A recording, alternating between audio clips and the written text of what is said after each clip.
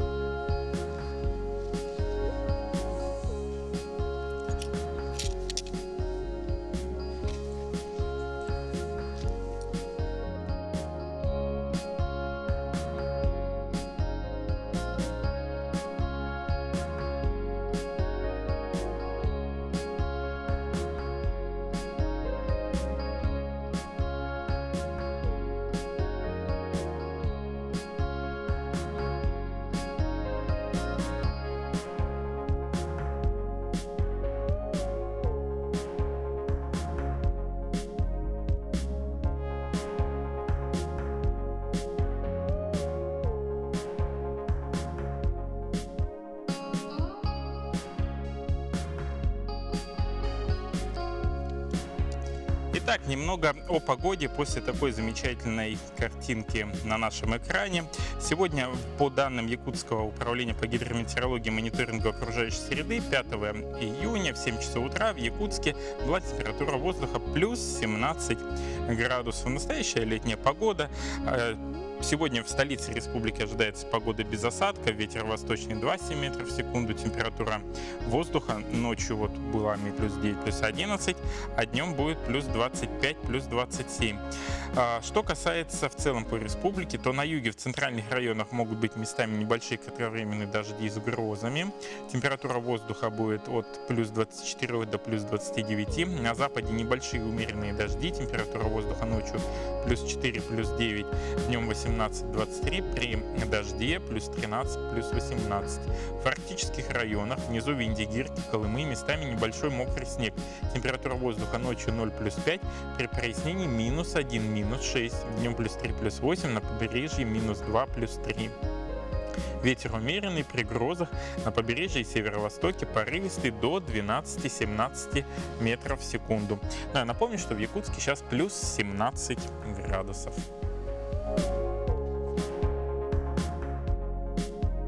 Мы продолжаем наш эфир и слово информационной службе нашего канала, которая поделится последними новостями как в республике, так в России, так и за рубежом.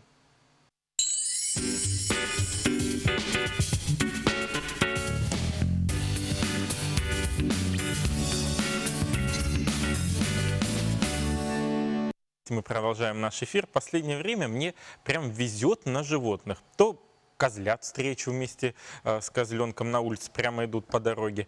То щенок прямо сел на дороге, не проехать, не пройти, приходилось выходить его маленечко двигать. То лошадки перейдут, прямо зоопарк вокруг. А вот что касается перевозки животных, то это очень важный момент. Некоторые стараются своих домашних питомцев взять обязательно с собой где-то в путешествие или, возможно, при переезде на новое место жительства обязательно его привезти с собой. Так вот, какие есть правила перевозки животных. Перевозка животных производится только с согласия авиакомпании, и существует ограничение по количеству и видам перевозимых животных. При подаче заявки в обязательном порядке необходимо предоставить следующую информацию. Первое. Это габариты контейнера, клетки для перевозки. Второе – это общий вес животного вместе с контейнером, клеткой. И если осуществляется перевозка собаки, необходимо указать породу. Обязательно, если вы решили взять в путешествие своего питомца, надо сообщить об этом при бронировании и покупке авиабилетов не позднее, чем за 48 часов для международных рейсов и не позднее, чем за 72 часа до времени отправления рейса, указанного в расписании. В перевозке в качестве особого вида нестандартного багажа принимаются кошки, собаки, в том числе собаки-проводники и служебные собаки, а также птицы. Другие животные, такие как хорьки, фретки, сурикаты, лори, декоративные ежи, мини-кролики, игрунки принимаются к перевозке, если они являются комнатными прирученными животными. Перевозка комнатного прирученного животного или птицы возможна только совершеннолетними пассажирами. Для перемещения воздушным транспортом животное должно иметь прививку от бешенства, сделанную не позднее, чем за 21 день до поездки. Срок действия прививки – 1 год. Исключение составляют детеныши животных, если они перевозятся вместе с матерью, которая их кормит. На перевозку животных и птиц не распространяется норма бесплатного провоза багажа. Исключением является собака-проводник, которая перевозится бесплатно сверх установленной нормы провоза багажа, если сопровождает слепого пассажира. В салоне воздушного судна могут перевозиться животные и птицы, масса которых вместе с клеткой или контейнером не превышает 8 кг. Габариты контейнера в сумме 3 измерений, длина, ширина, высота, не должны превышать 125 см. При этом высота контейнера не должна быть более 35 см. В одной клетке возможна перевозка нескольких животных, если их общий вес вместе с клеткой не превышает 8 кг. Если их совместное размещение не ограничивает движение животных в контейнере. Допустим, кошку с собакой вряд ли туда кто посадит. При регистрации на рейс пассажир должен предъявить ветеринарный паспорт и подтверждение ветеринарного врача или специалиста ветконтроля о том, что животное здорово, вакцинировано и имеет право на перемещение. Осмотр специалиста должен быть проведен не ранее, чем за 5 дней до даты вылета рейса по расписанию. Так что достаточно сложная процедура прохождения контроля вместе с животными, поэтому позаботьтесь об этом заранее, соблюдайте правила, и тогда у вас не возникнет никаких проблем при перевозке животного самолетом. 5 июня 1945 года, если еще посмотреть в историю, именно в этот день, но 74 года назад, военачальники союзных держав, это Жуков, Эйзенхауэр, Монтгомери и де Тассиньи, вот такое сложное имя у француза, подписали в Берлине декларацию о поражении Германии и принятии верховной власти там правительствами Советского Союза, Соединенных Штатов Америки, Великобритании и Франции. Праздник Великой Победы прошел, но подвиг тех лет, конечно же, должен оставаться в поколении. И это мы должны передавать своим детям с малых лет. Для детей республики у Вечного огня состоялся маленький праздник с очень большим смыслом. Кооператив «Судосберегательный союз» с 2015 года ежегодно проводит конкурс рисунков, посвященный Дню Великой Победы. В 2 этапа по 4 возрастным категориям – малыш, дошкольник, школьник и подросток. Первый этап проводится на местах наших дополнительных офисов, то есть в 11 районах республики и в городе Якутске. Далее все работы, которые приняли участие в первом этапе, отправляются на 2-й этап в город Якутск, где уже проводятся итоги общего конкурса. И сегодня мы пригласили всех на награждение, на вручение призов. Призы разные, очень индивидуально их подбираем в зависимости от возраста. То есть это разные развивающие, обучающие игры. Для старших, для подростков от 13 до 18 лет это электронные книги, LCD-панели для рисования. На первом этапе конкурса у нас были копилки, например, под роспись самостоятельную в наборе с акриловыми красками. То есть призы достаточно тоже такие творческие. Всего 382 работы. У жюри споры возникли нешуточные, но признаются, что главная цель – повысить интерес у подрастающего поколения к тем далеким событиям Великой Отечественной войны, подвигу ветеранов достигнута. Нарисовала, как солдат возвращается домой, то они рисковали как бы своей жизнью, чтобы спасти родину. Что ты нарисовала для этого конкурса? Российский флаг Федерации и надпись 9 мая. Мой прадедушка победил, и я должна помнить о его подвиге. Даже маленькие детки 2-3 лет, они очень четко, ярко описывают эти события в своих рисунках, передают такие достаточно серьезные смыслы. Конкурс детских рисунков – лишь малая часть социальной миссии Союза. Они проводят мероприятия для ветеранов войны и тыла, школьников и детей своих сотрудников. В этом году мы впервые провели эксперимент. Он был в рамках проекта финансовой грамотности. Мы провели небольшую лекцию в форме игры для детей подготовительной группы детского сада на тему сбережений и тему того, как надо экономить и вообще расходовать деньги. Кооператив у нас открылся в 2003 году, то есть мы работаем уже 16-й год. На сегодняшний день у нас 12 филиалов в 11 районах республики и 3 филиала в городе Якутске. Основная деятельность – это выдача займов и прием личных сбережений. Помимо этого, в офисах кооператива можно сдать использованные батарейки на утилизацию. И работает ежегодный благотворительный фонд, который направляется на помощь онкобольным детям. Многим в республике известен технический лицей Нины Алексеевой, который признан в очередной раз лауреатом всероссийского конкурса 500 лучших образовательных организаций страны. Этот учебный год лицей тоже завершает с большим успехом, как и в предыдущие годы. Все выпускники стали победителями региональных олимпиад и как результат были приглашены ведущие вузы технического направления страны. В этом году технический лицей Нины Алексеевой признан лауреатом всероссийского конкурса 500 лучших образовательных организаций страны. Лицей вот уже более 20 лет реализует модель инновационной системы раннего массового интеллектуального развития детей. Данная программа по развитию интеллекта детей в раннем возрасте. Продолжительность обучения со сроком обучения 5-6 лет с 1993 года, со сроком 9 лет с 2014 года, со сроком обучения 7-8 лет с 2019 года. В одном здании технического лицея Нины Афанасьевны успешно реализуются параллельно 3 инновационные образовательные системы со своими основными программами со сроками 5-6, 7-8 и 9 лет с экономией 2, 3, 4, 5 человека лет. Всего в лицее обучаются 210 учащихся, а ныне школу Алексеевой оканчивают 18 выпускников.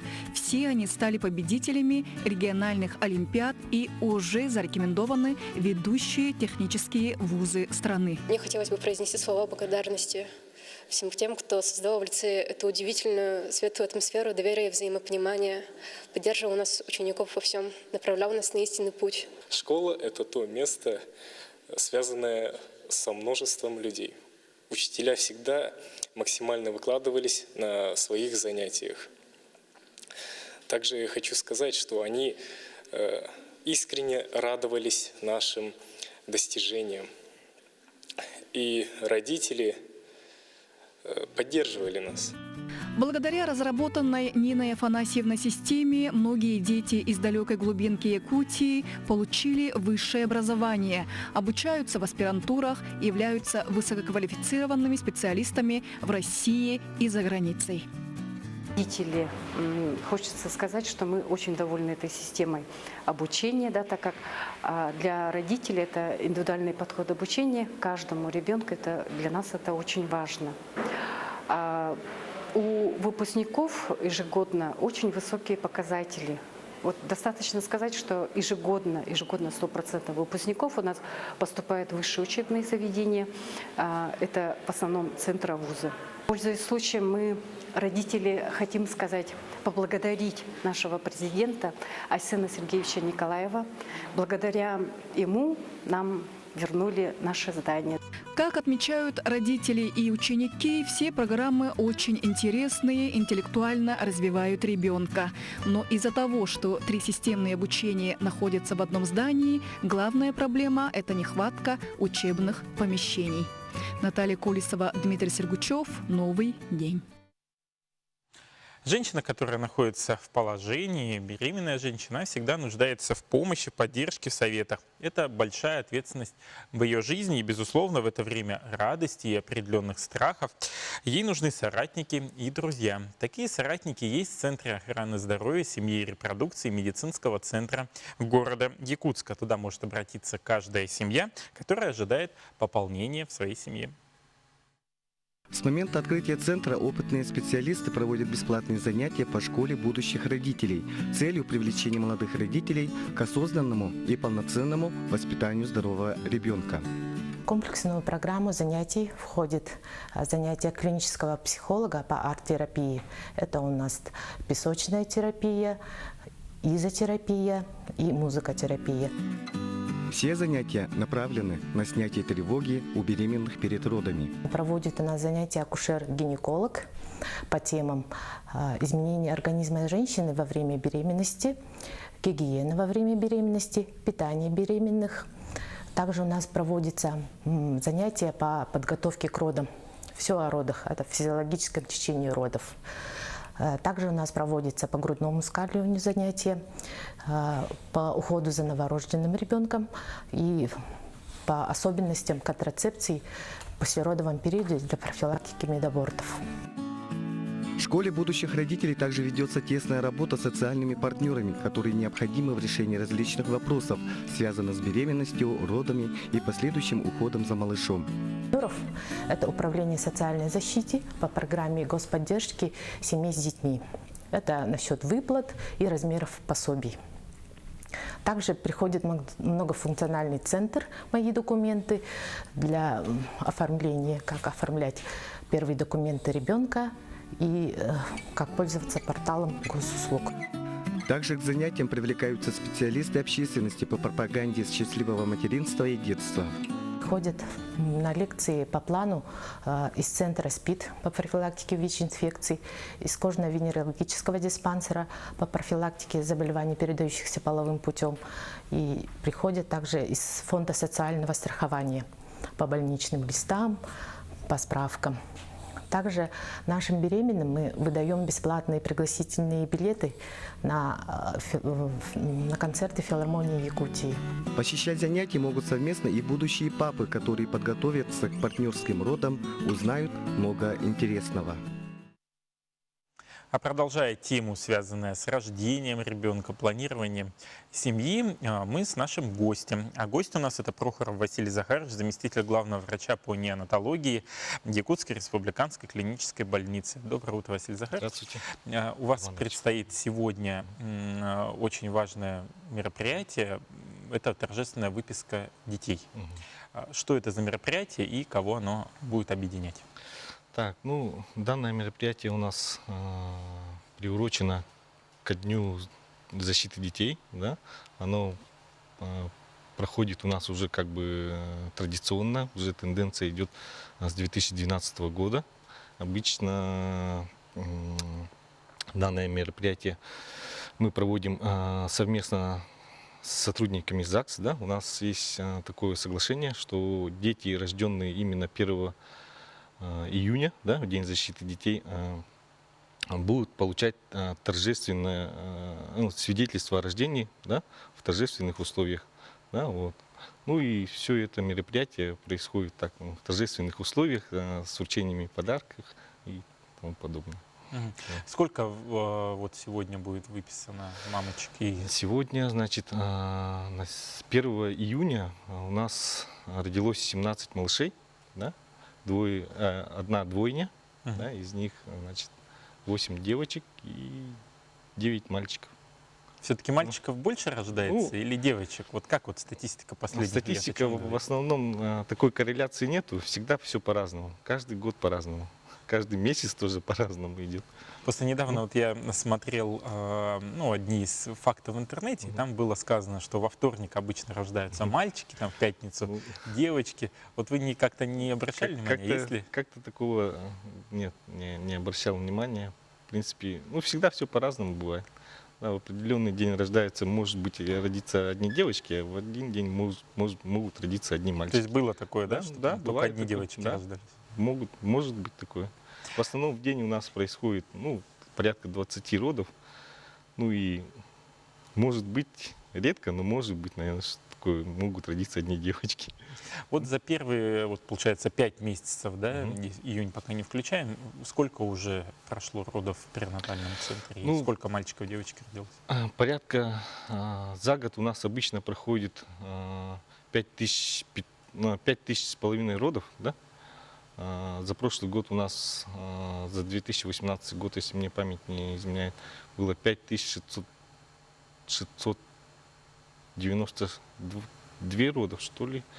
Да, из них мальчиков и девочек, ну, примерно половина на половину всегда бывает. Плюс-минус. Плюс-минус, ну, я не могу сказать, что там сколько там мальчиков, девочек, да, ну, примерно одинаковое количество всегда бывает. Перинатальный центр был открыт в марте прошлого года в торжественной обстановке. Год уже прошел с момента открытия. Какие-то, может быть, итоги можно уже подвести работы в новых условиях? Ну, наш перинатальный центр, он был построен по федеральной программе, да, введен в эксплуатацию в прошлом году, в марте, да. За год он показал себя как такой, ну, удобное, да, как бы можно сказать. Существует в перинатальном центре много профильных и вспомогательных отделений, начиная от женской консультации, заканчивая, ну, катамнезом новорожденных, да.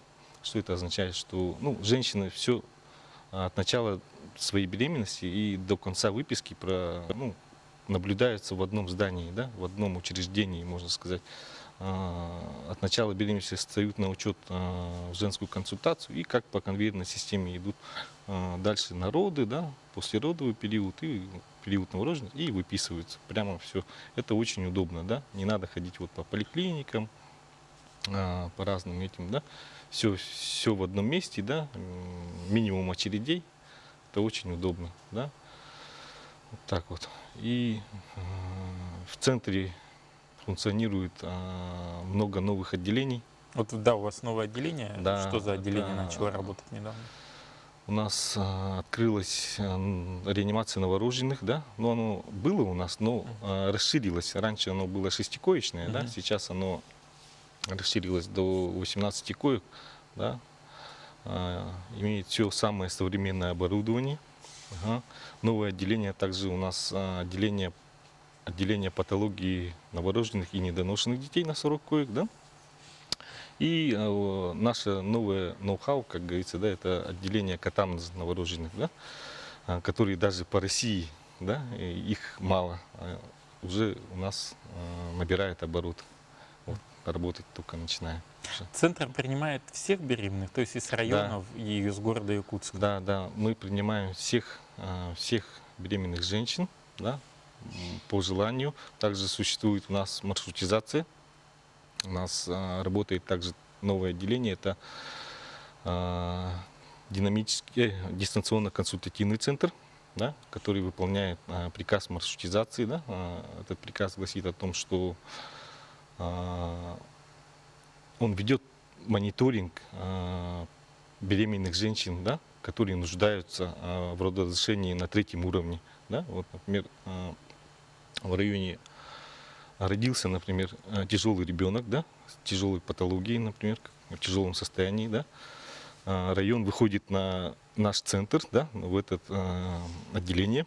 Этот ребенок ставится на учет, да, и по санавиации, по линии санавиации уже доставляется, да, доставляется в наш Спасибо большое за то, что подошли к нам в студию. Хочется пожелать сегодня удачи во время торжественной выпуски мамочкам и их детишечкам здоровья, самое главное. Ну и надеюсь, перинатальный центр увеличит количество родов. Ну а мы пока прервемся на короткую рекламу. Оставайтесь с нами.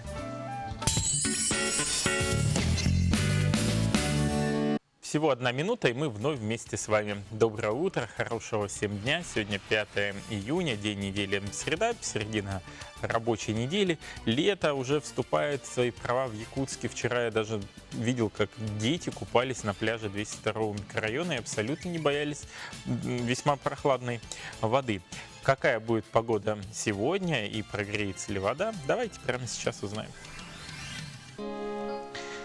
Сегодня, по данным Якутского управления по гидрометеорологии и мониторингу окружающей среды, Погода следующая. В центральных улусах в 6 утра было плюс 11, плюс 15, днем плюс 23, плюс 28. В Заречье плюс 10, плюс 19 было утром, днем плюс 23, плюс 26. На юге плюс 12, плюс 13 было утром, зато днем плюс 25. В Вилюйских улусах плюс 9, плюс 11 было утром, днем плюс 17, плюс 23. В Нижнеленских улусах плюс 13, плюс 15 было утром, днем плюс 23, плюс 27. На западе плюс 7, плюс 12 было в 6 часов утра, днем плюс 17, плюс 24. В Колымо-Дигирской группе районов от 0 до плюс 13, днем плюс 2, плюс 15. В Янских улусах плюс 5, плюс 9, днем плюс 7, плюс 17. А на северо-западе 0, плюс 15 было утром, днем плюс 1, плюс 16. В Якутске в 7 утра было плюс 17, атмосферное давление 747 мм ртутного столба. Ветер будет дуть юго-восточный 2,7 метров в секунду. Днем ожидается плюс 25, плюс 27 градусов. Вот еще из новостей. Сегодня в микрорайоне Кангаласы на базе Кангаласской участковой больницы медцентра города Якутска пройдет бесплатная ярмарка здоровья для населения Кангалас. Там будет и ФЛГ-диагностика, и прием врачей, так что кто проживает в Кангаласах, приходите. Я думаю, будет для вас это полезно. Продолжаем наш эфир. В мире насчитывается порядка 5-6 тысяч языков. На 40 наиболее распространенных языках разговаривают примерно 2/3 населения Земли. Но больше всего людей разговаривают, понятно, на китайском, ведь в Китае проживает 1 миллиард 400 с лишним миллионов человек. Далее следует испанский, хинди, английский, русский, португальский, арабский. Значительно распространен и французский язык, но, однако, количество тех, кто считает его родным языком, оно намного меньше, потому что в свое время, когда у Франции были колонии, к примеру, в Африке, там люди разговаривали на французском языке в том числе. Более подробно о языках расскажет Катерина Винокурова.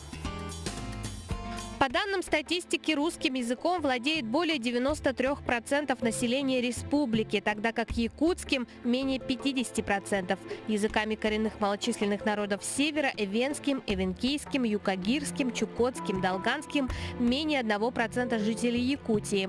Языком своей национальности в Якутии владеют лишь 87,4% якутов, 6,5% эвенков, 27 эвенов, 37,7 чукчей и 19,5 юкагиров. Языковое разнообразие мира стремительно сокращается. Глобализация унифицирует культуры и стирает все границы, в том числе и языковые.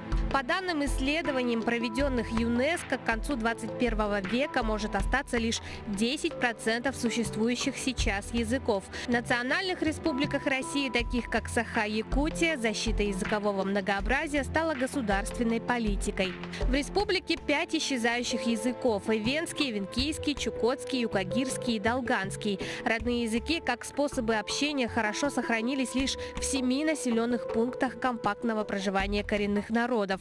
В остальных улусах родные языки практически утрачены.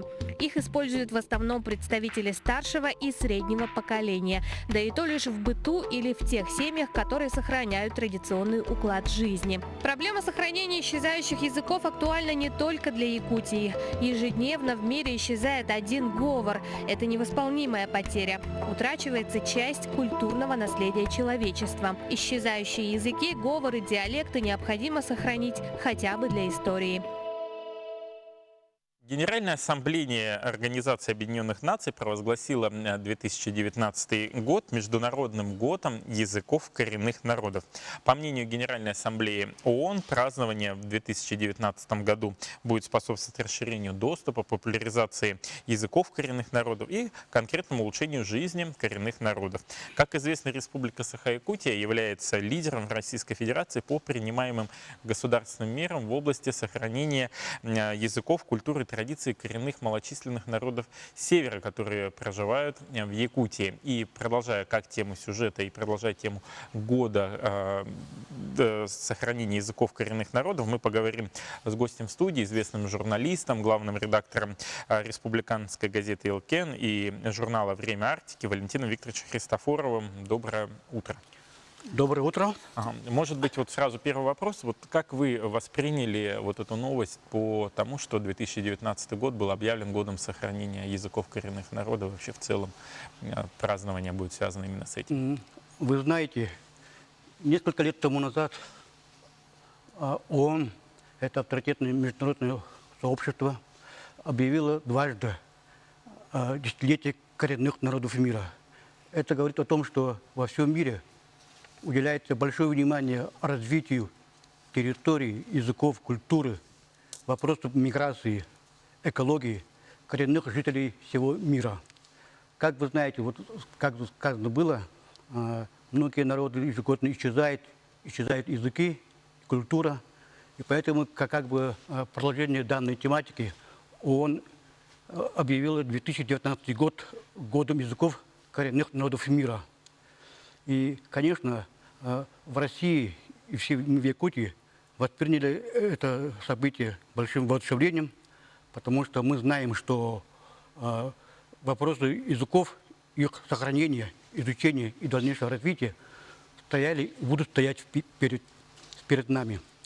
Ну, я бы хотел тут привести небольшие цифры. Допустим, в России, в частности в Якутии, как это дело стоит. Ну, конечно, у нас немало структур, которые занимаются делами Арктики, в том числе коренных народов Севера. В этом учебном году, я имею в виду 2018-2019 годы, родные языки на языках народов Севера изучали в 48 школах. Из них в 24 школах изучали эвенский язык, в 20 эвенкийский, в 6 школах изучали югокирский, в 4 чукотский и 2 долганский языки. Это, конечно, немного, но все-таки это движение вперед. И, кстати, вот я бы хотел добавить, что еще, кроме того, у нас имеется 28 дошкольных учреждений, в которых в виде игровых занятий, в виде, скажем так, рассказов, сказок, постановок также изучается культура и языки народов Севера в 28 дошкольных учреждениях. И кроме того, вот последняя цифра, вы знаете, что у нас в Якутии в 10 районах имеются так называемые кочевые школы. Это кочевые школы совмещают в себе функции детского сада и школы, где дети в местах компактного проживания и кочевья северян изучают традиции, быт, культуры, в том числе и языки народов Севера. И я думаю, что в Якутии, в частности, вы знаете, что в прошлом году, в конце прошлого года было создано новое министерство, которое так и называется Министерство Арктики и по делам народов Севера.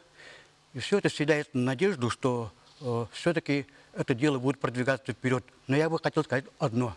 Вот я уже говорил, что у нас изучают языки в школах, но есть такой фактор, из всего проблем много. Из всего этого клубка проблем я бы хотел выделить одну.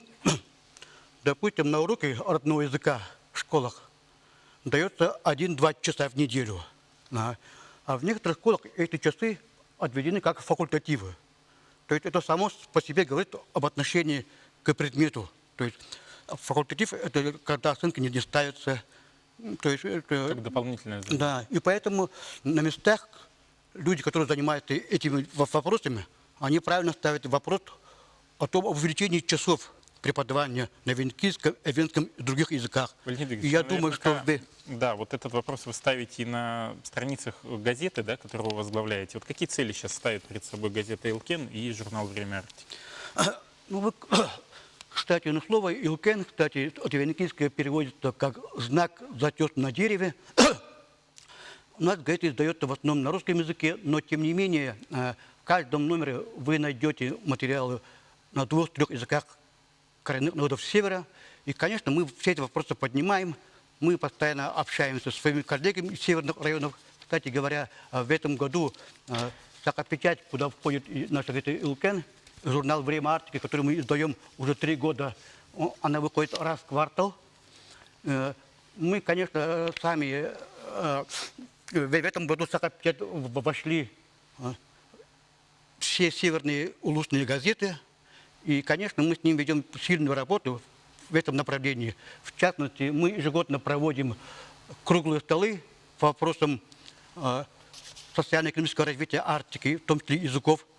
И в 2016 году мы впервые провели круглый стол с преподавателями и студентами отделения северной филологии нашего университета. И на основании этого круглого стола было заключено соглашение с отделением журналистики филологического факультета.